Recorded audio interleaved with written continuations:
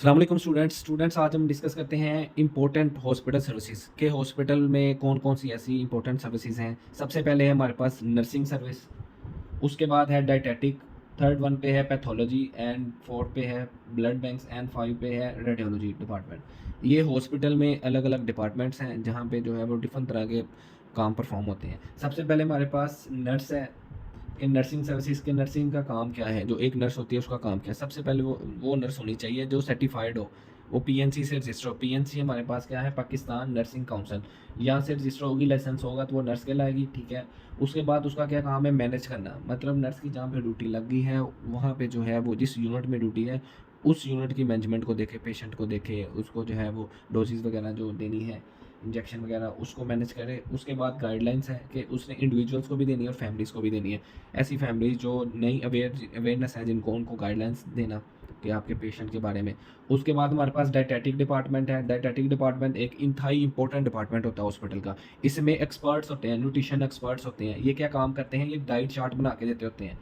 Diet chart, ऐसे patient जिनकी sugar control ना हो रही हो, जिनके जो ब्लड प्रेशर कंट्रोल ना हो, उन्हें डाइट चार्ट बना के दिया जाता है ताकि उनकी जो है वो शुगर बैलेंस हो जाए, उसका ब्लड प्रेशर बैलेंस हो जाए। इसके अलावा ये गायनी में और बहुत से जो है वो अलग अलग जितने भी हॉस्पिटल में डिपार्टमेंट में सब में डाइटिशियन होते हैं। इनका अपना अपना रोल होता है। जैसे गायनी डिपार्टमेंट में गायनी के न्यूट्रिशन वाले जाएंगे, पीड्स में जो है वो न्यूट्रिशन स्पेशलिस्ट जाएंगे।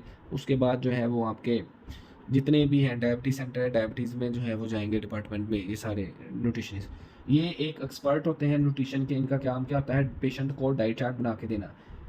इसके बाद हमारे पास आते हैं पैथोलॉजी डिपार्टमेंट। पैथोलॉजी में क्या परफॉर्म होता है, पैथोलॉजी से ये होता है कि आपके टेस्ट परफॉर्म किए जाते हैं। ये एक लेबॉर्ट्री होती है जहाँ पे जो है वो यूरिन टेस्ट वगैरह, ब्लड टेस्ट वगैरह, इसके बाद फ्लूइड्स के टेस्ट होते हैं। इससे जो है वो डॉक्टर क्या करते हैं, डायग्नोस करते हैं पेशेंट की जो है वो जो डिजीज़ हो। उसके बाद हमारे पास आते हैं ब्लड बैंक्स। ब्लड बैंक्स में क्या होता है, सबसे पहले बात करें तो ब्लड बैंक्स को भी हम लेबॉर्ट्री कहते हैं क्योंकि यहाँ पे टेस्ट परफॉर्म हो रहे होते हैं।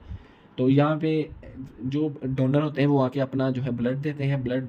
वो ब्लड को लेबॉर्ट्री वाले क्या करते हैं, उसको स्कैन करते हैं, उसका जो है वो टेस्टिंग होती है उसकी। अगर तो वो सूटेबल हो अदर यूज़ के लिए, अदर पेशेंट के यूज़ के लिए, तब जो है वो आगे वो फॉरवर्ड कर देते हैं या फिर अपने पास स्टोर कर लेते हैं। उसके बाद हमारे पास रेडियोलॉजी डिपार्टमेंट है। रेडियोलॉजी से नाम से ज़ाहिर हो रहा है कि यहाँ पे हम जो है वो एक्सरे वगैरह, हाई एनर्जी रेडिएशन वगैरह, इस तरह के जो है एमआरआई वगैरह, इस तरह के जो है वो टेस्ट परफॉर्म होते हैं। और इसको जो टेस्ट परफॉर्म होने के बाद ही हमें पता चलता है कि इसको कौन सी जो है वो डिज़ीज़ है। फिर इसका ट्रीटमेंट जो है वो डॉक्टर करते हैं। सबसे पहले इसको डायग्नोस करते हैं कि अगर सपोज करें किसी की जो है वो बोन जब फ्रैक्चर हो गए तो सबसे पहले उसका एक्सरे होगा, पता चलेगा कहाँ से फ्रैक्चर है, बाद में उसका ट्रीटमेंट होगा। इसी तरह अलग अलग डिपार्टमेंट है और ये सबसे इंपॉर्टेंट डिपार्टमेंट आपके 5 है।